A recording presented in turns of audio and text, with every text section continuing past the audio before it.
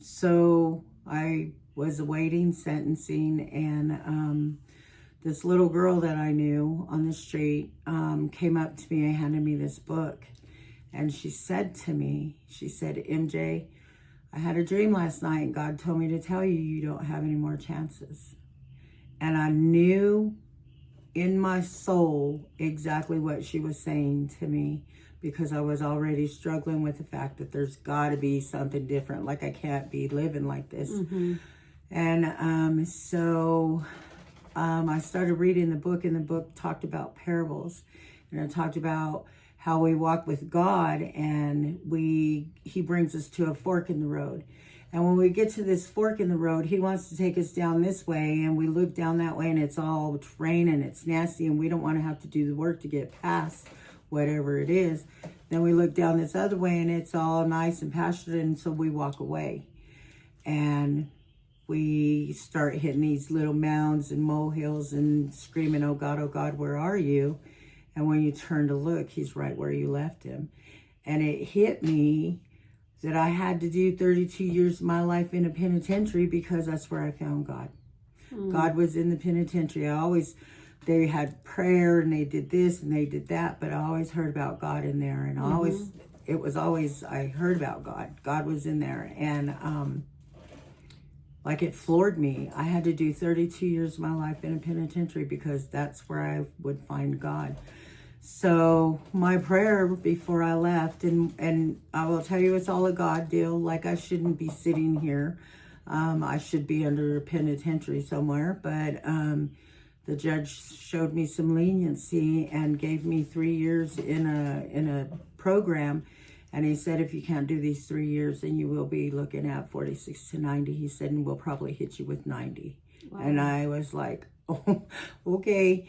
And I didn't go in this halfway house trying to do the right thing. I didn't. I went in there still doing what I do. I was doing this and doing that and doing the most. I was going in with thousands of dollars in my shoes and only had 60 in my pocket because that's all you could have. And like, it was just crazy. I wasn't trying to do the right thing. And these ladies from Celebrate Recovery actually came in, and I just happened to stumble in on them. I walked into the day room and they were in there, and there was these books on the table, and I was like, what's going on here? They were like, well, we're having Celebrate Recovery. And okay, so I started going to Celebrate Recovery, and I still wasn't trying to do the right thing. I really wasn't. And I can't tell you when it hit me, because it was no big aha moment. It was just either get it together or you're going to be gone for the rest of your life. You know what I mean? Your kids ain't going to be able to see you, or they will, but you're not going to be able to see your grandkids. Like, it just was a whole... So the lady that I had ran into in the meeting... her group brought a meeting in. So I go running up to her and I said to her, hey, do you remember me? She started laughing. She said, MJ, you're a little hard to forget. Okay. So I asked her if she could sponsor me, and she said, sure. She gave me her phone number, and she said, I need you to call me. And I said, for what? Like, what am I supposed to call you for? Same stuff, different day? I don't know what you want me to tell you. So she didn't tell me that I had to call her consecutively for 30 days. So it took me 6 months to get 30 days, because I'd call her every 2 weeks or whatever. And I was still in this halfway house, whatever. But what happened was, where the turning point for me was, these ladies from this Celebrate Recovery came every Thursday. And this one lady, her name was Miss Pat, and I'll never forget this lady. We still talk to each other to this day. She used to come, and I did not know until after I got out of this halfway house, but this lady would endure her own pain in her own home because her husband was an alcoholic. And he would get drunk and tie her to a chair, and he would beat her, and he would do all kinds of stuff to her all through the week. And then on Wednesday, he would let her clean herself up and do whatever so that they could come and see us on Thursday. Wow. And she still showed up for us. And it was absolutely that was the first time in my whole entire life anybody had ever showed up for me. You know, I didn't get close to people because people, you get close to them and then they leave you. And so I just didn't get close to nobody. I didn't trust you. I didn't trust nobody because I didn't trust you, let alone I myself. I didn't trust me neither. So that was my beginning of my journey of getting clean and sober. And, you know, my biological family started coming into my life, and I was having a hard time with that because my family, you know, I wasn't willing to go through the meat grinder again. Yeah. And go through the crazy, and I wasn't. And so I just kind of segregated myself from my family because I was trying to be right, do right, and you can't do that in my family. So, and then all of a sudden it was, oh, so now you think you're better than we are. And no, I'm just sober. You know what I mean? Yeah. I'm just sober. I'm just trying to live life. Like, I'm not trying to do those kind of things anymore. And it was crazy because never in a million years would I ever think that anyone in my family would ever say, oh, now you're trying to be better than us, because I was always beneath them. No, I ain't trying to be better. I think too, like a lot of times whenever we when we do get clean and sober, they see it as we're being uppity or we're being stuck up, and it's not that. We're just trying to protect what we've worked for. Yes, and especially the peace. Oh my God, the peace is what it is because, you know, you're just not willing to go through that meat grinder. Like, I'm not willing to be put down, and I'm not willing for you to tell me that I'm not good enough. And, you know, I grew up hearing those things since I was knee high. You're not good enough. You're fat. You're ugly. Nobody will ever love you. And so the men that I would get in my sickness would be, we're beating the crap out of each other. I show up with black eyes and busted lips and whatever else. Oh, but he loves me. You know, I wouldn't do this if I didn't love you. Yes. So, okay, see, he loves me. And, you know, I'm not fat. I'm not ugly. He loves me. And it just is, it's crazy how that cycle just goes. And I swore, like, I used to watch my biological mom go through that. And I swore to God, I would never do that. I would never do that. And then here you are. Shing. Okay, so you never are, but here you are. So it was, you know, and I had a hard time with the God piece in all of this because, like I said, you know, how did that God allow those things to happen to us as kids? We were children, and so what I had to come to terms with is the fact that, first of all, he gave us all free will. And then second, I had to realize that hurt people hurt people. Right. And so my family has been broken for many, many years. So my biological mother had been hurt, and she'd gone through the things she'd gone through. And so, you know, it just rolls over and rolls over and rolls over.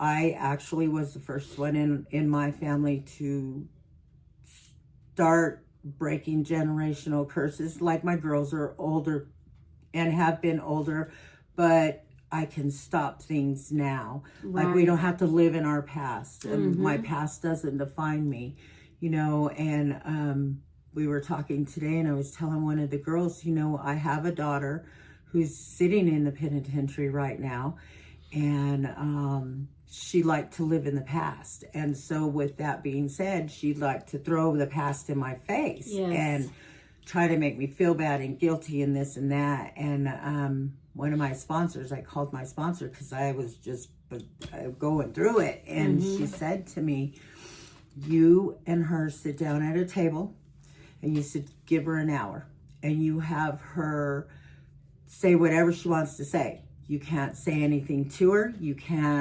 You let her say what she needs to say. If she needs to call you all out your name, let her call you all out your name, and whatever.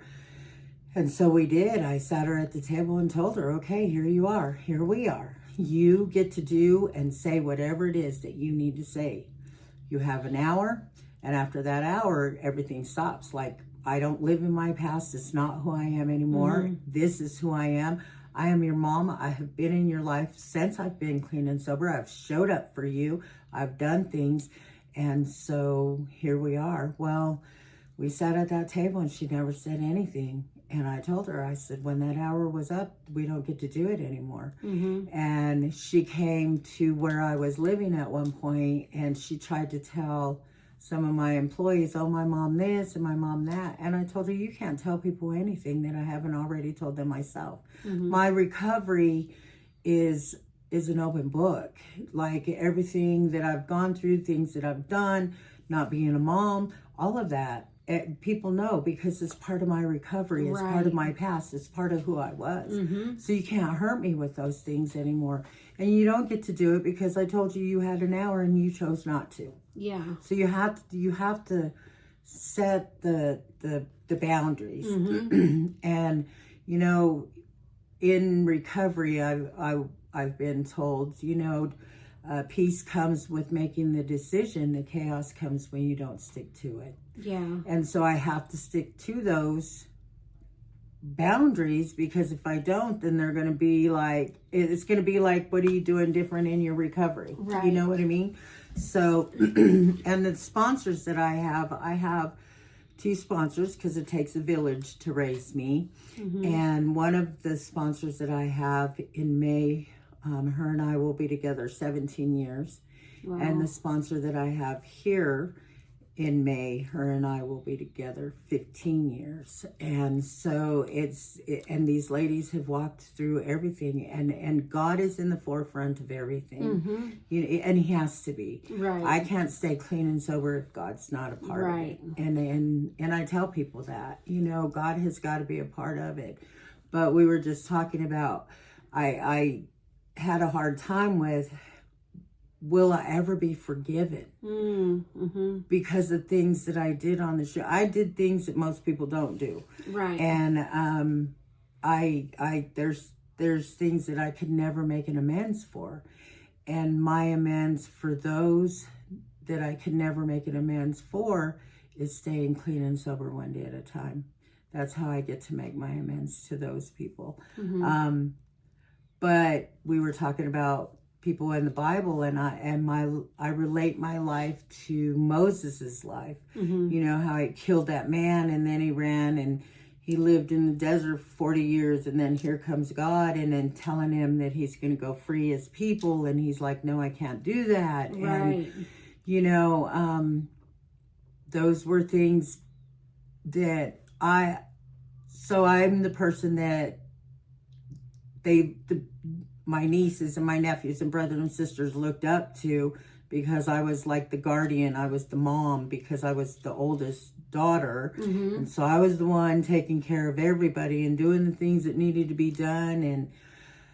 And so they see me getting clean and sober and trying to stop generational curses. And now I have nieces that are doing the same thing. You know, I have a niece that's in therapy, and she's trying to figure out why she thinks and does and operates the way she does. And I get it, because she's trying to better herself. She wants a better life for herself and for her child. And I'm grateful. I have another one who's working on a master's degree, and that doesn't happen in my family. A master what? Yeah, I'm a master dope dealer or, you know, whatever, but master what? Yeah. And it's beautiful. It's beautiful to see the things. And, you know, I have to share this with you. My recovery has come full circle. So, the first time I got clean and sober, I was looking at about 30 years in the federal penitentiary. I got busted with some things and so forth and so on. And so I tried to tell my attorney, can you just tell him whatever it was personal use? And she said, well, you have a little too much for personal use. So I'm like, you don't know me. Don't know me very well. And so anyway, so I ended up in this halfway house. It was called the Clover House in Odessa, Texas. And these women, the ladies that ran it, were absolutely beautiful. So this was my first stint with recovery.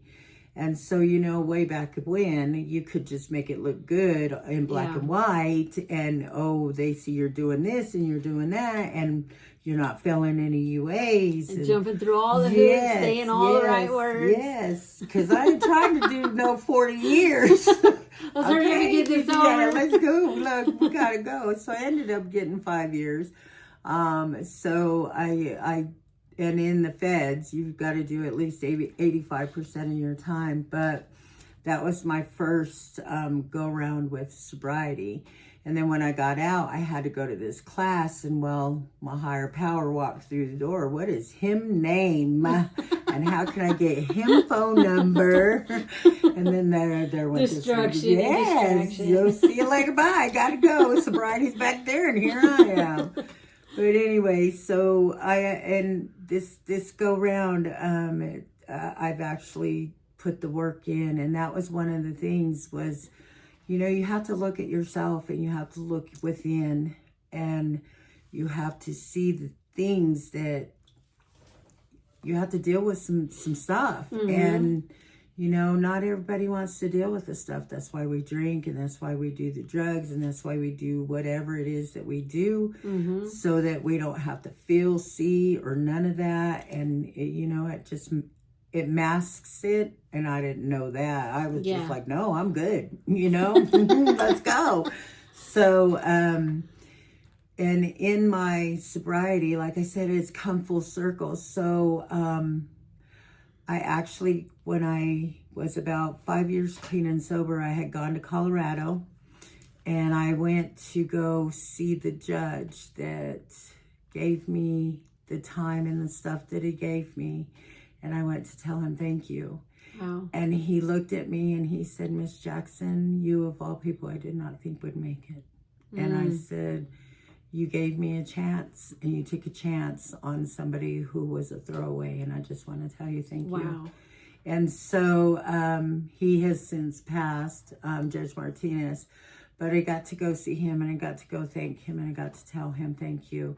And then I got to go to Odessa, and I got to go sit in the room where I first started. Nice. Yeah, it was great. And I was just like, oh my, it was like home, you know what I mean? Yeah. It was like being at home. And I said, my sobriety has just come full circle. It's just amazing how the things happen. But when you get stuck in those ruts, you forget to become grateful. Mm-hmm.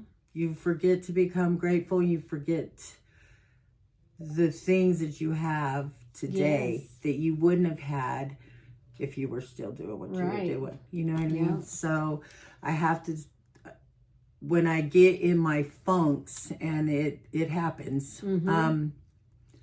Like I said, this past year, 2025, I didn't think I was going to make it sober. Like, I did not think I was going to. It's so much. And God, can I just get a break? Like, can I get this much?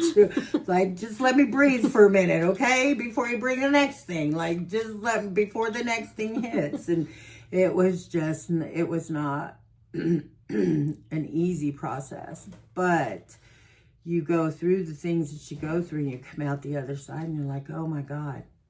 Like, okay, God, thank you. Yeah. Like, I can breathe now, And, so it just is, it's not been easy. But learning to live on life's terms without the drink or the drug is the part that was the hardest for me. Because when it's a good day, it's a good day. Let's go get high. Let's go drink.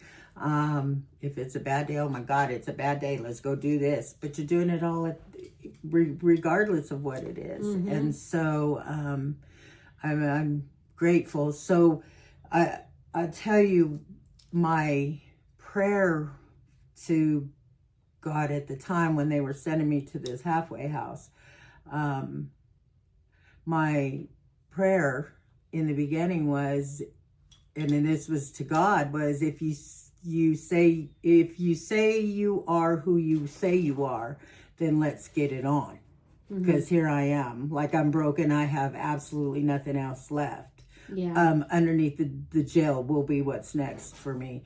And it was after I had read that book about the parables, and I said, if you are who you say you are, let's get it on. Like, I have nothing left. Like, I was broken. I was surrendering. I was just there. And so when I was getting ready to go, the guard came and got me, rolled up my stuff, and I was standing at the door, and I asked her, I said, can you give me just a minute? And of course, because I was who I was, and they are who they are, she was like, you got a minute. And all I needed was enough to put my head down and say, please don't let me leave you here. And here we are 18 years later, still getting it on. That's right. Yeah, it's beautiful. I love it. You know, I have the most beautiful relationship with my grandbaby. Her and I are just glued at the hip, and I absolutely, she's my world. And you know, when I leave and come places, she's like, Nana, hurry up and come home. Or she'll text me, or when are you coming home? And it's beautiful because the baby's never seen me drunk or drugging or anything. And she says to me, Nana, you can't drink because I don't want you to die. So, and because, you know, I've told her to drink for me is to die. And that's exactly what would happen. And it's beautiful. And we have such a good relationship. And when I told her I was leaving today, she was like, well, why can't I go with you? So it's absolutely beautiful. I have a beautiful relationship, and the best part about it is because she's never seen me drink. Yeah.